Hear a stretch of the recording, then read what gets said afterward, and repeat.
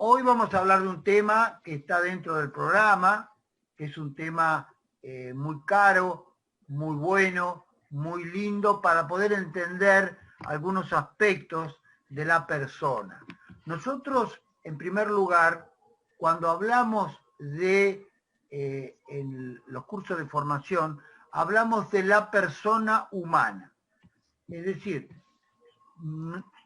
tenemos cerebro, tenemos cogniciones, tenemos espíritu, tenemos cuerpo, tenemos pulmones, tenemos corazón, tenemos músculos, tenemos todo. Pero somos personas.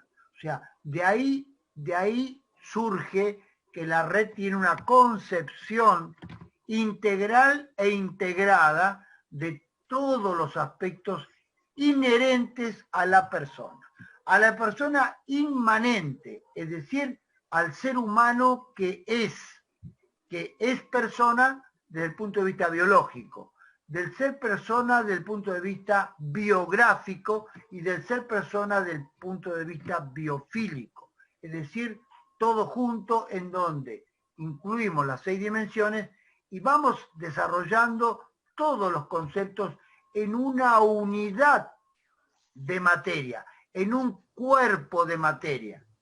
Esto la tradición la conoce como un corpus de materia.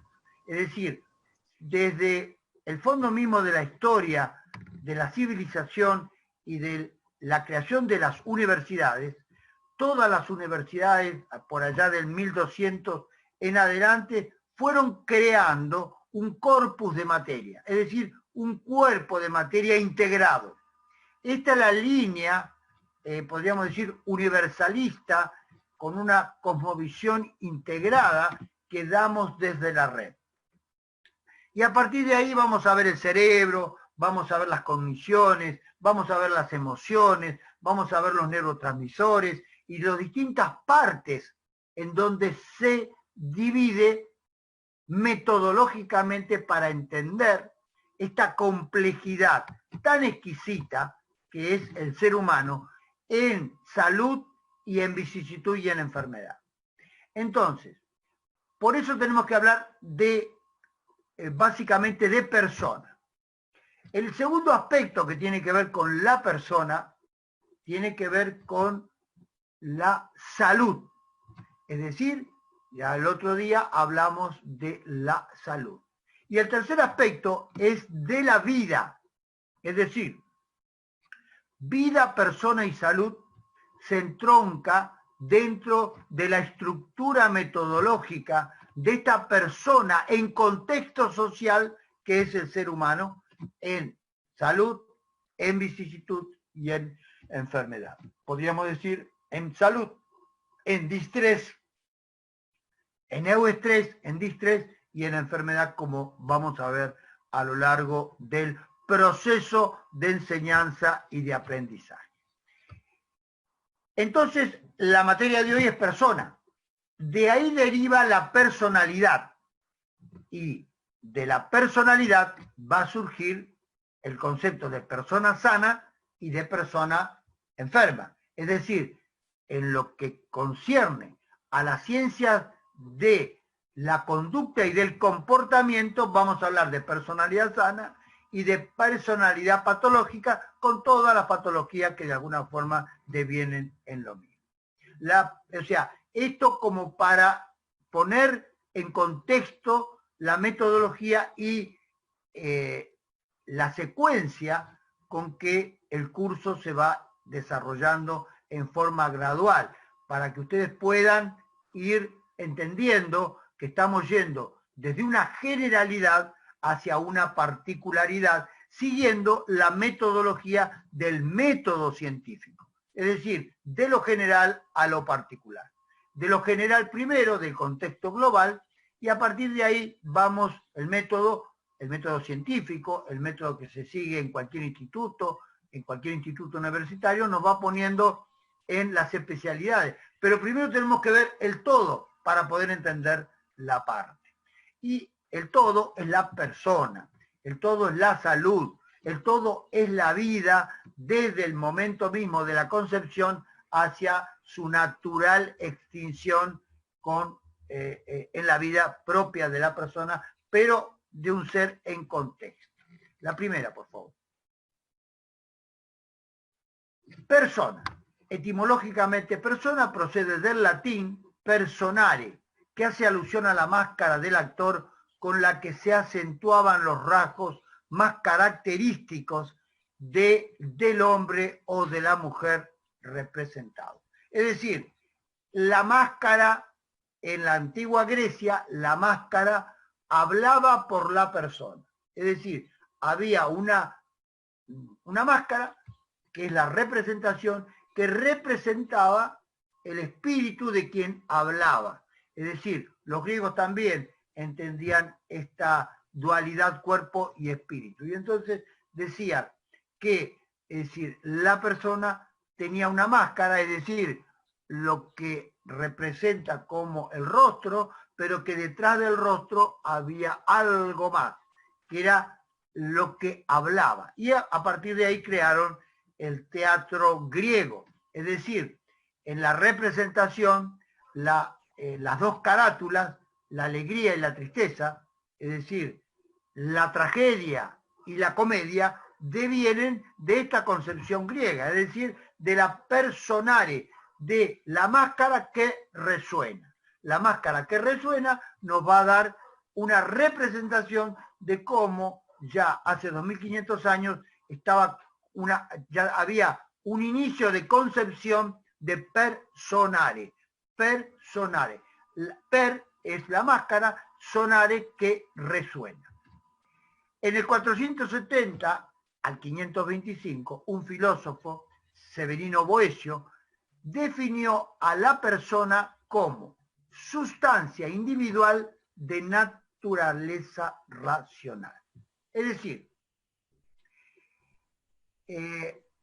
individual, no dividido, una sustancia no dividida, entera, de naturaleza que pensaba, siguiendo básicamente a Aristóteles. Es decir, una persona individuo, no dividido, por eso lo vemos en un todo, por eso las 6 dimensiones, es decir, entonces, desde esta concepción, rationalis natura, individua persona, decía Severino Boecio en el 400. Es decir, persona racional que no estaba dividida. Nosotros lo dividimos en las 6 dimensiones para entenderlo, para comprenderlo con el método de la red. Es decir, necesitamos dividir como una pizza, pero también entender que la pizza es todo. Es decir, hay un todo y hay un contexto, que es el contexto donde nos desarrollamos. Y el contexto es ecológico, es sociológico, es social y es también universal. Por lo tanto, en esta concepción también la red va de alguna forma sentando los conceptos, la cátedra, el seguimiento, lo que significa una metodología de enseñanza-aprendizaje. La próxima, por favor. Somos una unidad ontológica. Ontológica quiere decir una parte de la metafísica que estudia el ser en general y sus propiedades. Unidad perfecta en la hipostasis. Hipostasis quiere decir naturaleza, sustancia e imagen, esencia o individualidad de la persona. Lo que los filósofos le llaman el ser. Es un ser hipostásico, es decir, es un ser que tiene naturaleza, es decir, tiene naturaleza animada, por eso de ahí viene el concepto animal, porque nos parecemos desde la naturaleza a los mamíferos superiores, pero además tenemos sustancia, una sustancia que de alguna forma es la concepción de lo espiritual, y tenemos la imagen, por eso somos personas de imagen, es decir, la máscara del antiguo griego, y además tenemos la esencia, es decir, esto esta concepción ya desde Aristóteles a la filosofía, es decir, y a Platón y a los distintos corrientes espiritualistas de esencia, es decir, un ser esencial, un ser individual en la persona todo integrado. El concepto de persona es un concepto filosófico que remite al sujeto humano único, irrepetible, y que se siente él lo mismo a lo largo de la existencia. Es decir, somos lo mismo en un proceso natural de transformación. Es decir, si vemos una imagen nuestra de cuando éramos bebés, de cómo éramos cuando dimos los primeros pasos, si cómo éramos cuando íbamos a salita de 3, de 4, la infancia, primera, segunda, tercera infancia, adolescencia, vamos a decir, somos lo mismo como esencia, pero además vamos transformándonos, es decir, la misma esencia, la misma naturaleza, la misma sustancia, pero va cambiando la imagen, es decir, y en la imagen va cambiando, transformándose esta individualidad única e irrepetible que somos nosotros. Por supuesto, después a lo largo de la vida también vamos cambiando sin cambiar la esencia. Ismail Quiles, un filósofo y jesuita, quien estuvo mucho tiempo cercano al actual Papa, hablaba de la persona es insistencia. Ya es una antropología filosófica de insistencia. Somos en sí, in sí, hacia adentro, insistencia. Insistencia encarnada. La persona es insistencia, un ser, estar dentro de sí. Cuando estamos en equilibrio, bien dentro de sí, podríamos decir que estamos en nuestro sano quicio, en nuestra sana insistencia interior. Y un ser que también está dentro de sí con una capacidad de interacción con otras personas, otras insistencias con las cuales se desarrolla una intersubjetividad, una interinsistencia. Ahí surge lo de intersubjetividad. Es decir, somos sujetos de derechos, somos sujetos personas, pero ese ser íntimo se relaciona con el mundo, con los otros, con las circunstancias y con la trascendencia. Y ese ser único existe en función de los demás. Con lo cual, vamos a decir que tenemos una doble concepción. Insistencia encarnada y existencia compartida. Existir es vivir con otros. Por lo tanto, somos insistencia y somos existencia. Insistimos en ser a lo largo de la vida, defendiendo nuestra vida, defendiendo nuestro derecho como sujetos de derecho, y existimos con otros, con los mismos sujetos, con otros sujetos que tienen igualdad de derechos en la insistencia y otras realidades en la existencia. Es decir, unos viven en Nueva York, otros viven en Catán y otros viven en la India. Es decir, la existencia compartida en otro lugar, la esencia la misma. Es decir, la misma esencia con cualidades y potencias que nos hacen únicos e irrepetibles, pero en contextos cambiantes. La próxima. La etimología nos permite comprender el término insistir, que es insistir, es estar firmemente sobre algo, es estar en sí, pero con el agregado de interioridad. Insistencia queda mejor aclarada por su contraposición a la existencia, es decir, la existencia significa estar fuera de sí, implica extrañamiento, estar en el mundo, arrojado, lanzado o abandonado. Pero en este doble juego que siempre en la red lo vamos a ir viendo, entre positivo y negativo, insistencia, existencia, día, noche, etcétera, etcétera, vamos transcurriendo nuestro devenir como sujetos históricos. Es decir, la vida deviene como sujetos históricos insistiendo en ser sí mismo, es decir, cada uno va a tener un número determinado de identidad civil, y entonces vamos a tener, somos iguales, pero con números distintos, porque cada uno tiene una identidad numérica distinto desde el punto de vista legal. Entonces, pero todos tenemos los mismos derechos. Y además existimos con otros. La importancia de la filosofía existencial se podría definir como el remedio contra la alienación del hombre actual.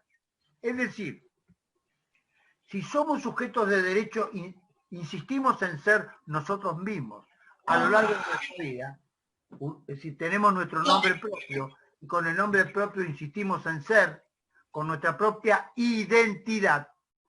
Si cambiamos la identidad, evidentemente vamos a cambiar, nuestra persona va a cambiar. Por lo tanto, la identidad está íntimamente relacionada con esta concepción íntima de ser uno mismo.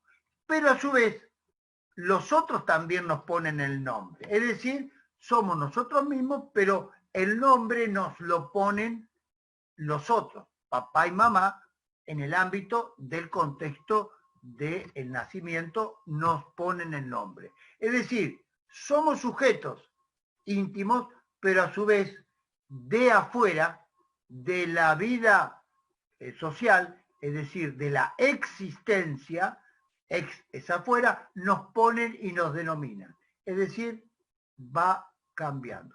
Argentina tiene un nombre, es decir, le pusieron un nombre. Es decir, en 1602, es decir, del barco Centenera, dijo la tierra de los argentinos, un español que había venido después de Solís. Es decir, le puso un nombre de afuera. El nombre vino de afuera. Es decir, Argentina. ¿Por qué? Porque era la tierra de La Plata. Es decir, por eso Argento. Entonces, el nombre nos lo ponen de afuera desde la existencia. Pero además, eso representa también una íntima y propia identidad personal. La próxima.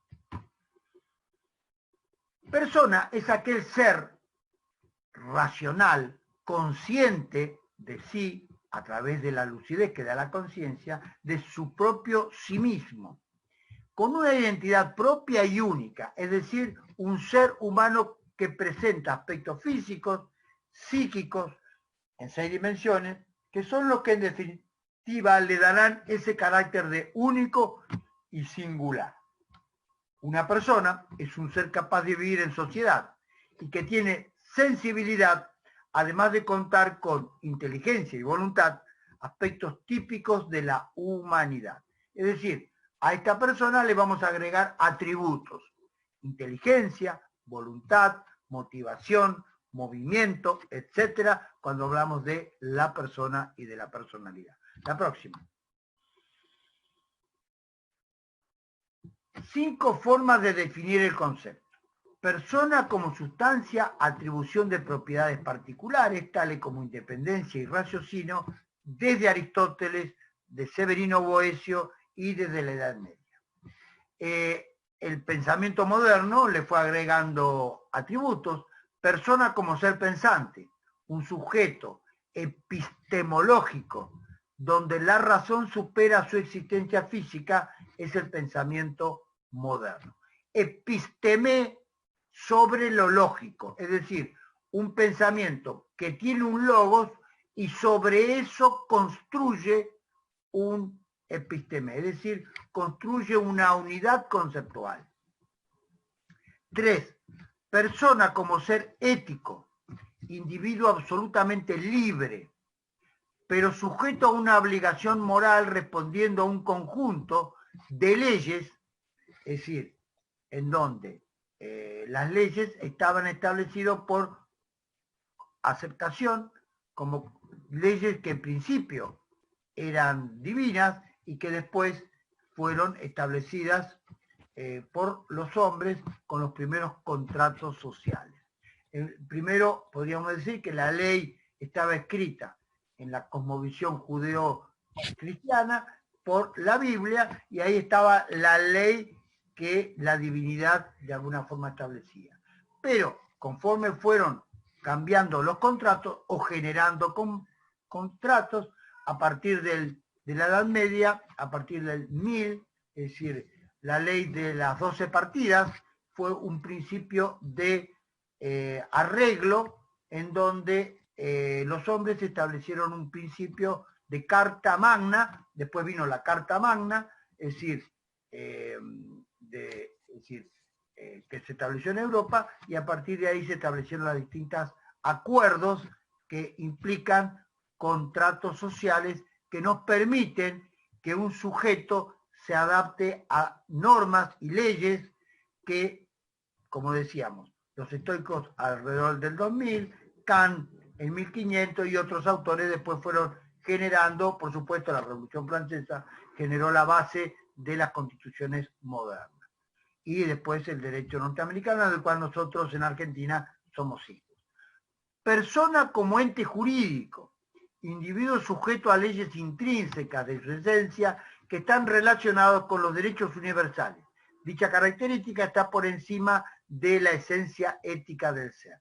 Es decir, la persona jurídica está por encima de la persona. Es decir, porque el convenio del todo es mayor que una parte. Es decir, el convenio que establecemos como seres sociales es superior a la individualidad. Y el quinto punto, persona religiosa, individuo ligado a una fe, cumpliendo mandatos divinos y buscando la verdadera libertad, a través del existencialismo y personalismo, tradición judeo-cristiana, San Agustín, Pascal, Kierkegaard, etc. La próxima. Personalidad son conceptos diferenciados y bien relacionados. El ser humano es persona y el ser humano tiene personalidad. Es la diferencia individual que distingue a uno del conjunto de sus cualidades constitutivas y que la hace única, una e irrepetible. Dícese también del modo de ser de una persona o de un pueblo. Decimos, tiene una idiosincrasia, tiene una personalidad, tiene una determinada forma de expresión. No es lo mismo la personalidad del pueblo brasilero que del pueblo argentino, que del pueblo chileno, que del pueblo. Son distintas idiosincrasias que nos identifican como pueblo. Personalidad es una entidad a la vez interna y objetiva, ya que se trata de una estructura abierta al mundo y al mundo circundante, y influye sobre el mundo y además es influido por él. La próxima.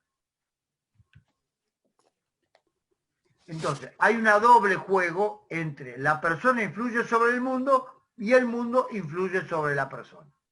Personalidad es un concepto de orden psicológico. Cada persona tiene su propia personalidad y la va constituyendo día a día. En la fisonomía total, actual y cambiante de una persona concreta, es un conjunto dinámico que integra pluralidades de aspectos como el temperamento, el carácter y otros aspectos también culturales.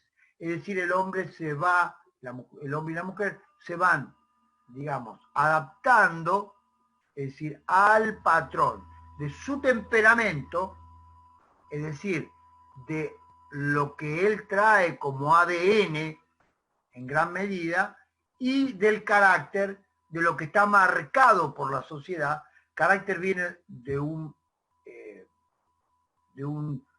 término latino, caraxo, yo marco, lo que nos marca la sociedad en que vivimos. El temperamento es lo que traemos dentro de nuestro sistema hereditario genético. Y después lo que va configurando una interacción entre ambos y el medio ambiente que se llama ambioma, pero no es motivo de este análisis hoy. La próxima. Sheldon y Stevens en el 42 definieron: personalidad es la organización dinámica de los aspectos cognitivos, afectivos, fisiológicos y morfológicos del individuo, haciendo referencia a un desarrollo en incesante evolución, es decir, a una estructuración en progresiva armonía.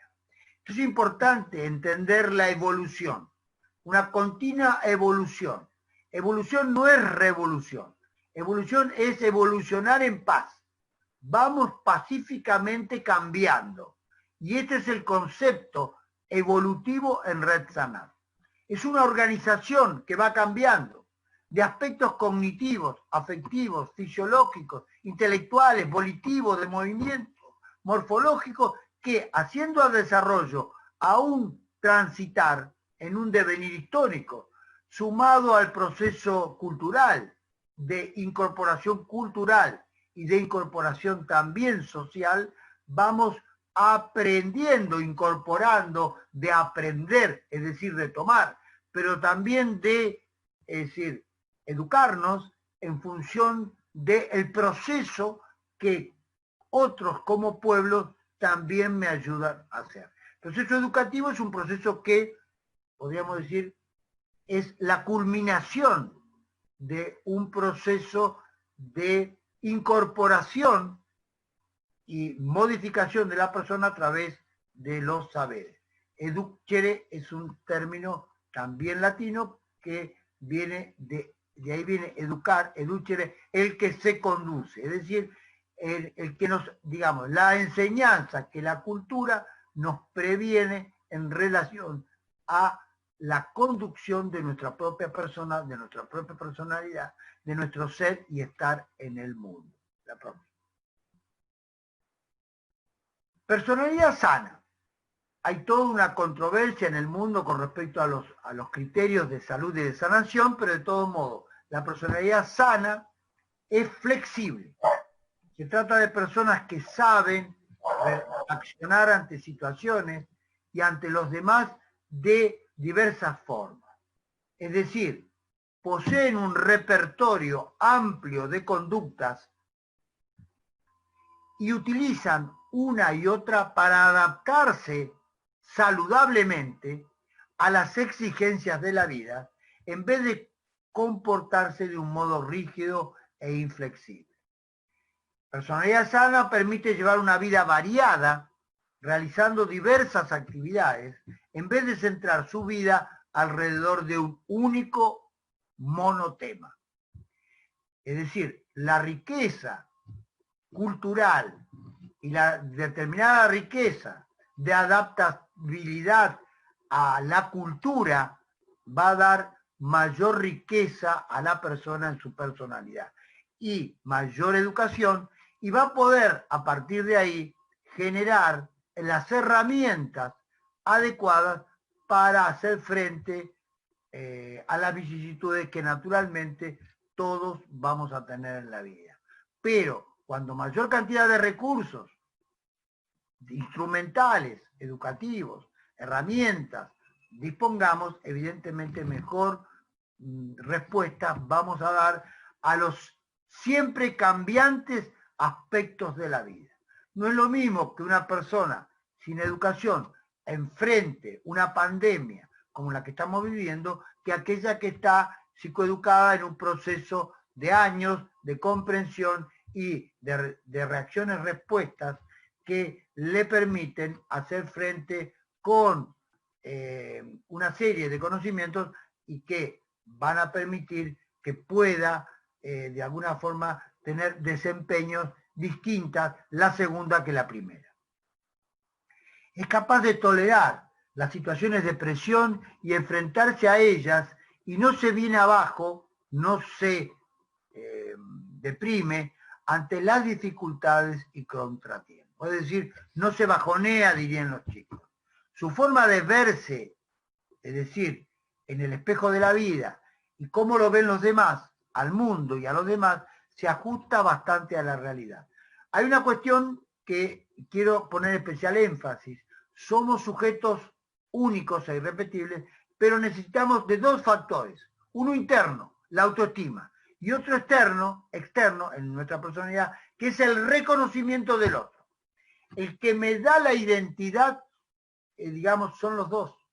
La autoestima, que me identifica en mis propias capacidades, pero también el otro que me pone nombre y que me llama, es decir, el de afuera. Con lo cual, las dos, el reconocimiento del otro es fundamental. Veamos un chico, sabe quién es, tiene su propio conocimiento, sabe que se llama Pablito, pero Pablito necesita que cuando va al parque de juegos de la plaza, la mamá lo mire. Es decir, ¿qué le dice cuando está en la hamaca? Mírame, mamá. Pablito necesita que la mamá lo mire para lograr una autoestima sana y además que mire la hazaña que hace Pablito con la hamaca. Por lo tanto, necesita que mamá le dé reconocimiento. Esto va a durar toda la vida. Es decir, de la autoestima y del autorreconocimiento va a surgir también aspectos altamente significativos de la personalidad sana. La próxima. ¿Qué características tiene? Autodominio y autoconocimiento. Es decir, me voy a autocontrolar y voy a saber hasta dónde conozco y hasta dónde no conozco. Es decir, voy a ser crítico de mí mismo. Es decir, voy a necesitar yo mismo tener un autodominio y una autocrítica. El segundo aspecto es la responsabilidad de las acciones, que tienen que ver con el desempeño. Somos todos libres hasta que demostramos lo contrario y hacemos una macana. Entonces, responsabilidad de las acciones forma parte de las características de una personalidad sana. Correcta percepción y adaptación al terreno de la realidad. Es decir, la personalidad sana va a poder leer lo que acontece en la persona y en su personalidad. Va a poder leer el contexto y se va a poder leer a sí mismo en la medida que tenga un juicio equilibrado, sereno y en paz de sí mismo. Por eso, perder la paz interior es realmente un problema que después va a generar en trastornos de todo tipo. Es decir, entonces, yo lo que le pido, que los comentarios los pueden hacer, pero se van a distraer en el chat. Nosotros somos en este punto libertarios, si quieren seguir, pero evidentemente si alguien maneja y habla por teléfono, no puede hacer ninguna de las dos cosas. Y si alguien escucha la clase, pero además hace comentarios que distraen a otros, evidentemente la clase pierde el verdadero sentido. Después hay un tiempo, hay un espacio para todos los comentarios y para todo lo que ustedes puedan mandar en el chat. Madurez afectiva, madurez emocional, madurez intelectual, madurez en el razonamiento. Estabilidad emocional, cultivo intelectual, educación de la voluntad, vivir con valores éticos de acuerdo a la norma de la civilización en donde la persona ha desarrollado su corpus de conocimiento social y cultural. Elaboración de un proyecto existencial y vida espiritual, cualquiera sea el credo de la persona. Es decir, todos respetamos el universo, a la Tierra como parte del universo y a una promesa que todos los pueblos en el transcurso de su concepción han de alguna forma concebido que es una tierra prometida. Vivir con valores y en un proyecto existencial que tiene doble finalidad, insistencial hacia adentro y existencial hacia afuera. También tiene que ver con los valores que la persona pudo haber adscrito. El que no tiene ese proyecto puede tener dificultades en el trayecto de la vida. Por eso es importante jalonar el trayecto con un proyecto, pero con un proyecto que se va a ir modificando en la medida del devenir natural de este proceso que es el sendero de la vida, que todas las civilizaciones también de alguna forma reconocen como parte de un devenir histórico y de un proceso natural. La próxima. Para propiciar una personalidad sana, tenemos que tener objetivos. Repertorios de efectividad personal, responsabilidad, liderazgo, administración personal, ponerme en el lugar del otro, es decir, empatía, interdependencia con los demás a través de la flexibilidad, mejora socioemocional. Es decir, el objetivo es tener una vida digna junto con la dignidad de los otros. Una vida asertiva poniéndome con total responsabilidad en equilibrio, en paz con los demás y permitiendo que tampoco los demás me puedan agredir. Creando resiliencia, que es sobreponerse a condiciones de adversidad y fortalecerse frente a los obstáculos con ciertas premisas que ya vamos a desarrollar específicamente cuando hablemos de resiliencia, que es yo tengo, yo soy, yo estoy y yo puedo. Y por otro lado, como ya decíamos, con un desarrollo asertivo, que son las creencias de respeto por sí mismo, por los derechos de las personas, habilidades y de relación interpersonal simples y complejas. La próxima. El ideal es una personalidad sana, madura, realizada y feliz. Sabemos que la felicidad es un estado que es temporal. La felicidad es una temporalidad, pero el estado de bienestar hacia un estado pleno de felicidad puede ser un estado, independientemente de las circunstancias. Es decir, por ahí tenemos un golpe de alegría, de felicidad, y la felicidad, esa felicidad es la frutilla del postre, pero no siempre estamos con la frutilla del postre. Pero hay que tener una base. La base es la personalidad sana, madura, realizada. Nadie se realiza si no se realiza en una comunidad. Y nadie es maduro si no se realiza en comunión con otros. Y nadie es sano si no está sano con otros. Es decir, la contaminación no solamente es de las bacterias y de los virus. La conducta también se contamina y entonces una persona agresiva va a generar violencia en el ambiente. Una persona inmadura va a generar inmadurez en el ambiente. Una persona que no se realiza va a generar frustración también en el ambiente. Y por lo tanto se van a alejar todos de esa potencialidad que significa la felicidad. La personalidad es cognoscible, es decir, permite el conocimiento. Por lo tanto, ha de ser educable, madura, sanable y perfectible en el camino de la evolución. Según Alonso Fernández, un gran psiquiatra español que ha hecho escuela de formación durante muchas generaciones en el siglo XX, él dice que la personalidad tiene una misión rectora en la organización de la vida psíquica y de la conducta humana. Esta presidencia, es decir, estar centrado con la cabeza bien puesta, es el atributo central de la persona en su personalidad. Esta presidencia asumida por la personalidad en la organización psíquica y conductual de la persona se realiza sobre un todo regulado sistemáticamente. Es decir, sobre un sistema, y ya vamos a ver lo que significan los sistemas. Es decir, los sistemas son superiores a las partes. Es decir, ya lo vamos a ver. Ese sistema global de personalidad tiene 6 aspectos centrales que forman parte de las notas de la personalidad. Veamos cada una. Inteligencia, Inteligir es leer entre líneas.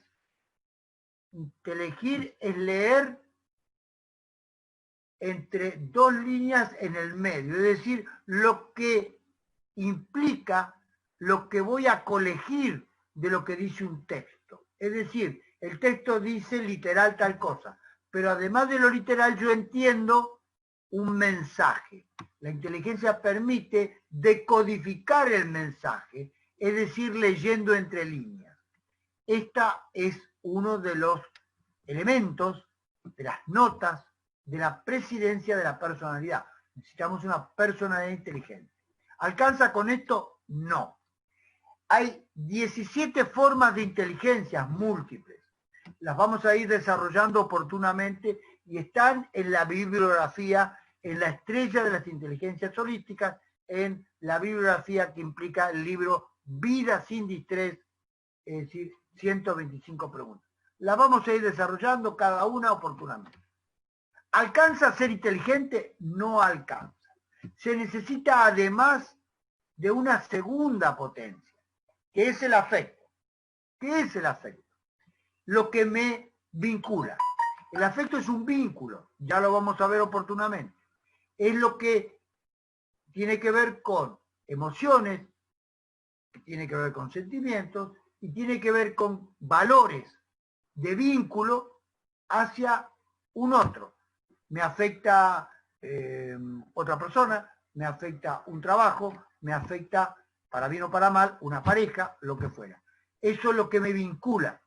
El afecto está en la segunda dimensión de la red, vivenciado por emociones, sentimientos, apego, ternura, pasiones, etcétera, etcétera. Es decir, podríamos decir en líneas generales que el afecto y la afectividad están íntimamente relacionados con la dimensión emocional, la segunda dimensión de la red, que es la primera que de alguna forma colapsa en las relaciones de las personas. No son las máquinas las que se rompen, sino que las personas que deterioran su vínculo afectivo y a partir de ahí rompen su relación vincular. Y es ahí donde también vamos a comprender con total profundidad en el tiempo lo que acontece cuando enfermamos o cuando tenemos vicisitudes o crisis significativas. ¿Alcanza con un buen afecto y una inteligencia? No, necesitamos de la voluntad. Es decir, ¿qué es la voluntad? Es poner en acto la consumación del deseo. Es decir, pongo en acto lo que quiero. Quiero, pero ejecuto el querer a través de un ejercicio y de un movimiento que es propio de mi propia voluntad de querer. La voluntad también se va orientando, igual que el afecto, igual que la inteligencia. ¿Y me alcanza la voluntad, el afecto y la inteligencia? No. Necesito a su vez un dinamismo, es decir, necesito un movimiento en favor de lo que pretendo, es decir, necesito un movimiento que está dirigido a un objetivo. Habíamos hablado de objetivos. El dinamismo vital es la capacidad de movimiento. Para poder hablar tengo que mover las cuerdas vocales. Para poder hacer algo creativo tengo que mover las manos. Para poder construir una casa necesito moverme. Para construir un edificio, para construir un trabajo, para construir un concepto necesito hacer un mapa mental y lo tengo que poner en papel o lo tengo que trabajar en la computadora a través del movimiento que es inherente también a la vida, porque la vida es movimiento y donde hay movimiento hay vida. ¿Alcanza el dinamismo vital? No, necesito valores. ¿Y cuáles son los valores? Los valores son los que están íncitos en la cultura. Y en la cultura está íncito el valor supremo, que es el valor que nos permite un juicio crítico que es valorativo. El mayor valor que la civilización de un pueblo puede construir, valor significativo, es el amor, que es una construcción, no es una simple emocionalidad afectiva. La ternura es un afecto, pero el amor es un valor. Ya lo vamos a ver oportunamente. Es decir, y es un valor de valores que de alguna forma constituye una construcción mental. Es una construcción de la persona, de la personalidad, de lo cognitivo, de lo psíquico, de lo cognitivo, de lo psíquico. Psíquico quiere decir en griego alma. Es una construcción, es decir, con los patrones de la construcción mental. La ausencia de amor es la deconstrucción del amor y en líneas generales es la destrucción de todo lo que el hombre construye a través del amor, y podríamos decir que es el odio, la máxima ausencia de amor y de representatividad de la construcción. Y la espiritualidad, cualquiera sea el espíritu con que la persona y su civilización adhieran a un espíritu mayor al espíritu individual de cada uno. La próxima. Una personalidad sana responde a las siguientes características. Es adaptativa, es flexible, es autónoma en diferentes momentos y áreas de la vida, tiene habilidad para establecer relaciones interpersonales satisfactorias y tiene capacidad para conseguir metas propias con el consiguiente sentimiento de satisfacción subjetiva. Fíjense que tiene adaptación, flexibilidad. Es autónoma y competente en diferentes áreas. Las áreas son emocionales, las áreas son mentales y las áreas son sociales. Es decir, somos autónomos, pero también en contexto. Somos autónomos, pero también en contexto social y en contexto socioambiental y en contexto también ecológico. También la personalidad tiene características que tienen que ver con habilidades para establecer relaciones de vínculos interpersonales, satisfacción, de vínculos con el trabajo, con las distintas disciplinas, de vínculos con la ciencia, con el conocimiento, con la técnica, con la educación, con el deporte, etc.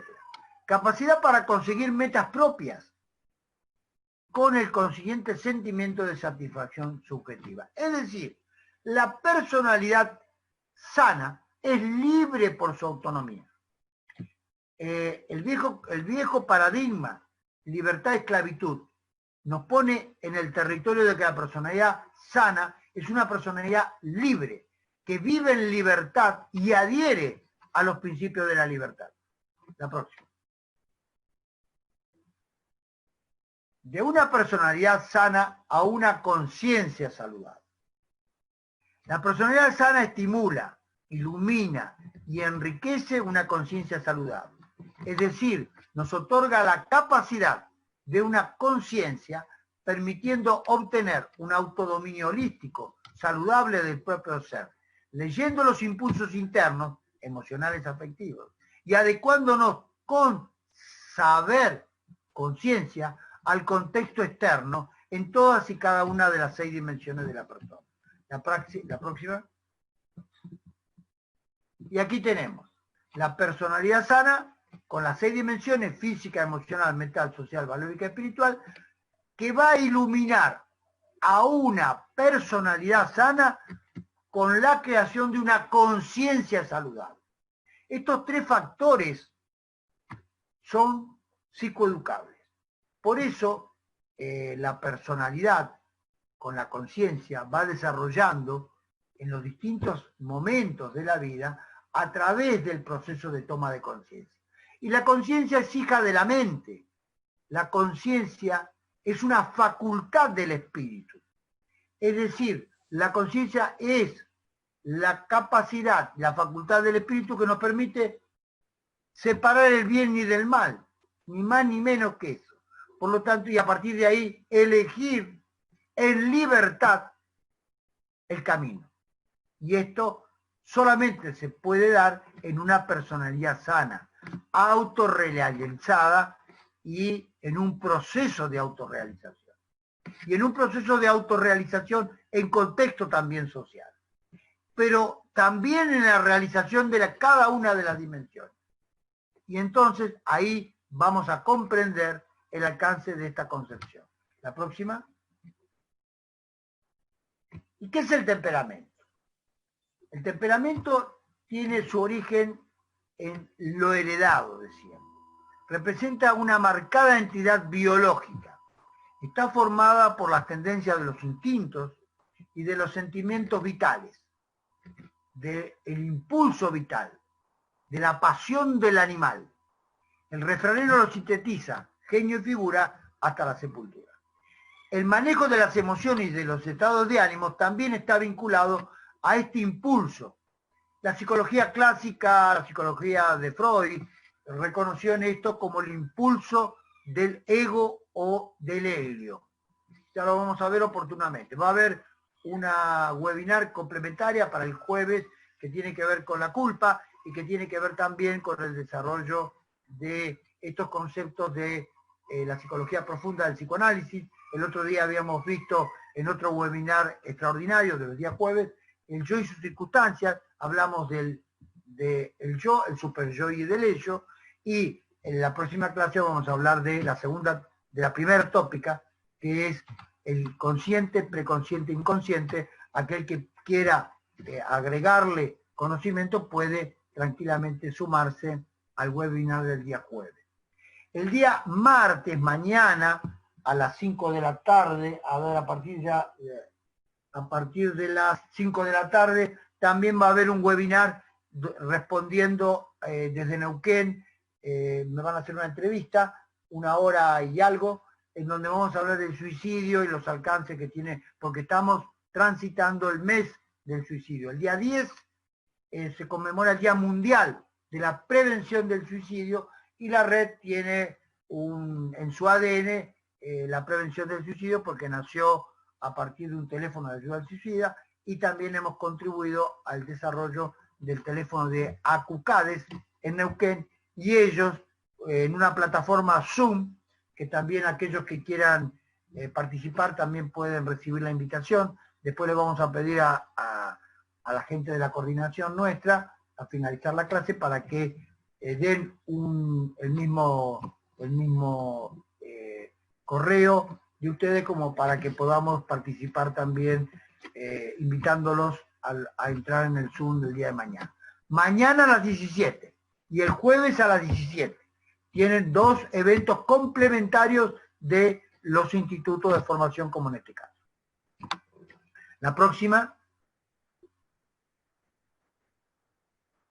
El sistema nervioso y los genes determinan el tipo de temperamento, y por eso se dice que se trata de algo natural, más allá de las influencias que puedan tener en él la educación y el entorno social. Una persona tiene en él, una persona de fuerte temperamento debe luchar durante toda su vida para controlarlo ante una situación de estrés, ya que de lo contrario puede ocasionarle ese temperamento, cuando es muy vehemente, cuando es muy impulsivo, cuando es muy pasional, problemas. Los médicos de la antigüedad, como Hipócrates en Grecia o Galeno en Roma, distinguían 4 tipos de temperamentos. Ya no se usa más esto, pero el hombre trató de clasificar los 4 temperamentos como flemático, colérico, melancólico y sanguíneo. Se decía flemático aquellas personas apáticas o racionales, el colérico aquel que tiene un impulso hacia la pasión, el melancólico cercano a la congoja y el abatimiento. Melancolía era la bilis negra, se creía en la época de estos médicos de que era la bilis la que daba el temperamento, y el sanguíneo, sujetos de características variables, de humor cambiante y de gran pasión alternante de alegría, tristeza. La próxima. Y el carácter, etimológicamente, quiere decir caraxo, es decir, lo que yo marco. Yo hago una incisión, marco. Es decir, hace la referencia al hierro de marcar el ganado, o a la marca que realiza el medio ambiente sobre la persona. Se define como la señal que se pone en alguna cosa y como la característica y la circunstancia que distingue a una cosa de los demás. Está condicionado por el influjo de factores adquiridos, vivenciales, por lo que de la historia de vida, la biografía, donde representa una entidad social. Comprende sobre todo los sentimientos y las actitudes ante sí mismo y ante los demás, los valores y las voliciones. Bueno, hasta acá vamos a llegar hoy. La próxima clase continuamos. A partir de ahí haremos una pequeña síntesis y continuaremos con el resto de la clase. Ya es tiempo y le vamos a preguntar si ha quedado alguna pregunta, algo que no han podido comprender, y ahí se abre este espacio para dialogar con todos ustedes. Hay 11 plantillas que están participando, es decir, hay alrededor de 300 personas en este momento. Bueno, pregunta. ¿Quién dirige el cuestionario? Yo acá. ¿Escucha? Sí. El carácter se forma en un momento de la vida. ¿Es cambiable el carácter? Claro que sí. El temperamento no es tan fácil de modificar, el carácter se puede cambiar. Es decir, yo puedo ir marcándome distinto, voy transformándome. Esto es lo que más cambia a través de la educación. Es decir, soy lo mismo, pero soy distinto. Es decir, el carácter es lo que me hace distinto. Después vamos a ver un concepto que es superlativo a este, estamos haciendo los palotes, que es el ambioma, que es el temperamento y el carácter más lo que todo el medio ambiente me marca para bien o para mal. Pero eso lo vamos a ver después. Pero básicamente, como dentro de la secuencia es así. Temperamento, lo que traigo, un 60, un 70% de la estructura de la personalidad y un 30, un 40% de lo que yo puedo modificar. Esto, el carácter, es lo que puedo y debo modificar a través de la educación. Ok, gracias, doctor. Bueno. Otra pregunta, rapidito, porque si la hacemos más rápido, ping-pong, vamos a aprovechar mejor el tiempo. Doctor, Ana Clara Galera había preguntado, ¿la persona que no tolera ciertas situaciones como un problema es considerada no sana en su personalidad? Podríamos decir que la reacción-respuesta es insana. Quizá la persona todavía sea sana, es decir, eso habría que ver, pero la reacción-respuesta es insana si es una reacción-respuesta violenta. Es decir, no podemos juzgar a las personas, podemos juzgar sus actos, es decir, su conducta. Entonces, la conducta puede ser insana. Gracias para Ana Clara. Sí. Y es lo que hay que modificar. Hay que modificar siempre.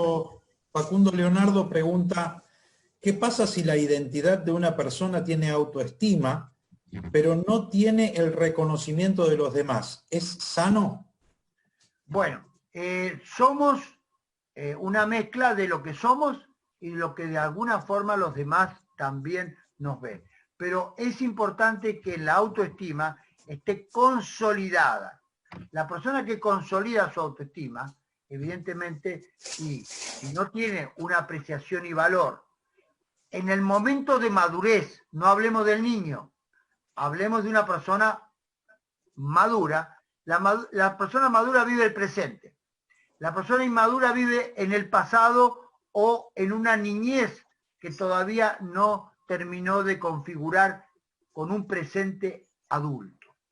El adulto no necesita tanto del reconocimiento de los demás, aunque si está herido o está lesionado en su intimidad, entonces puede generar una herida de autoestima, el no reconocimiento o una herida de reconocimiento de parte de afuera. Entonces, eso se juzgará en cada caso particular, no en líneas generales. Sí. Doctor, Verónica Hoyo nos dice, ¿cómo podremos como voluntarios darnos cuenta si la personalidad de los psicoeducadores está sana o enferma? Por su conducta los conoceréis. Entonces nos vamos a dar cuenta por su conducta qué tipo de apreciación hacemos acerca de esto. No cabe duda que todos estamos en un proceso de enseñanza y aprendizaje. Desde que nacemos hasta que morimos. Entonces tenemos siempre una oportunidad de cambio. Depende si nos queremos abrir a la psicoeducación, al cambio, a vivenciar los cambios necesarios para comprender la profundidad de lo que significa vivir en clave de personalidad sana, y entonces estamos siempre en el camino hacia una sanación. Pero hay veces que nos desviamos del camino y por X circunstancias nos resentimos, nos negamos, nos enojamos, nos bloqueamos y a partir de ahí vienen todos los problemas. El temperamento fuerte, ¿se modifica? El temperamento sería bueno que sea fuerte, porque es lo que me consolida en mi estructura. Ahora, suave en el decir, suave en el actuar, suave en los gestos para con los demás. Esto es la clave. La firmeza, es decir,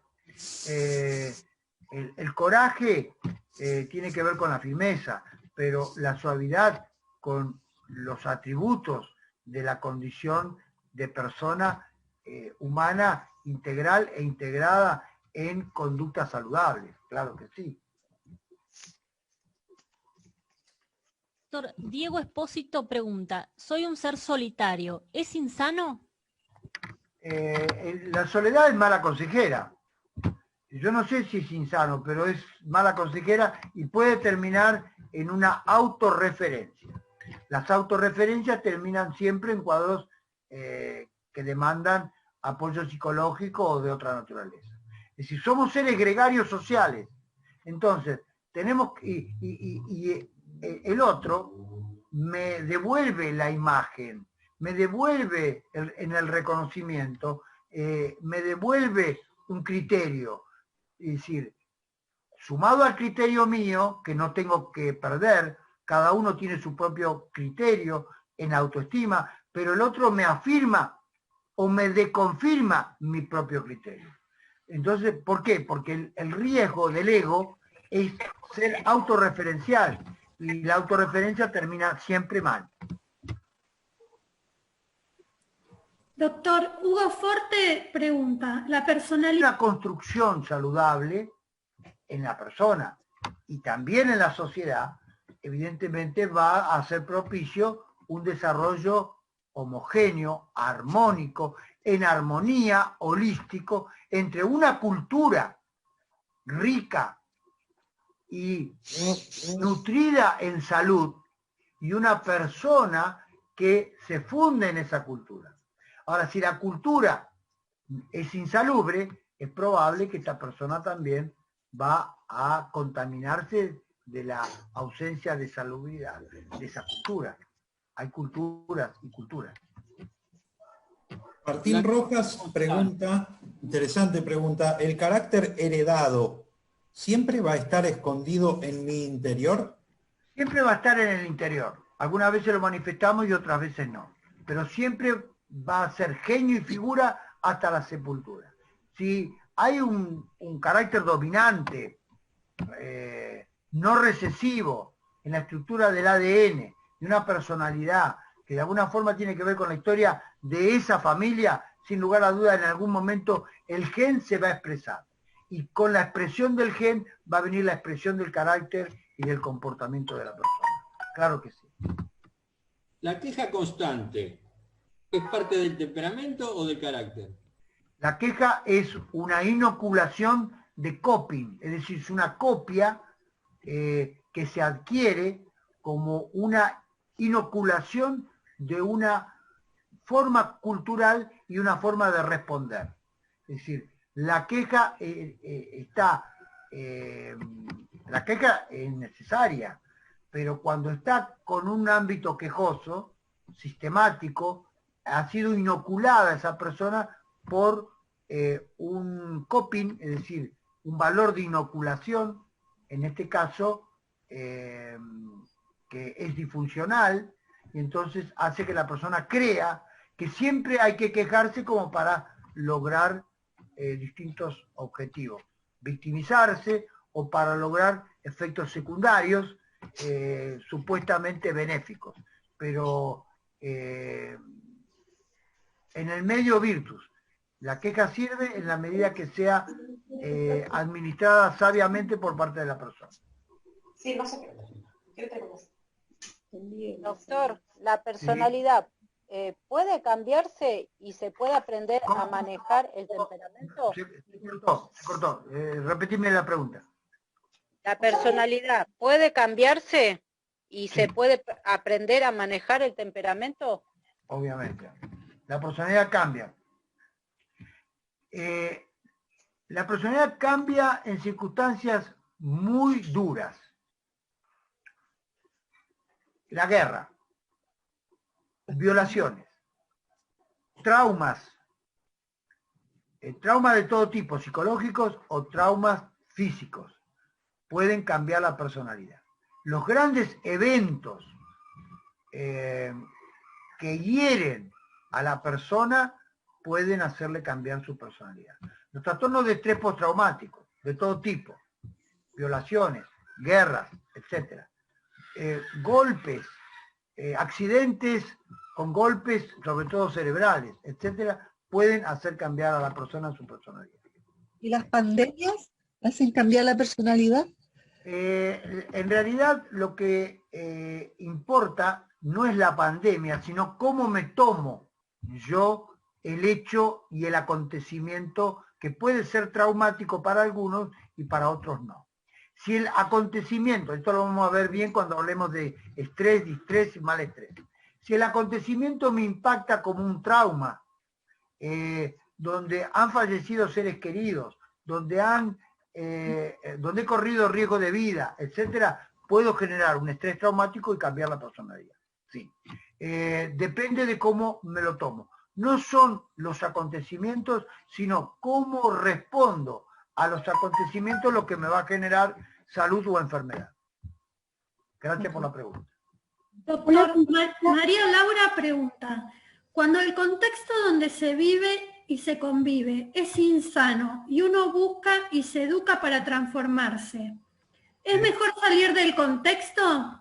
Es Sí, decir, claro. ¿de la convivencia? Claro que sí.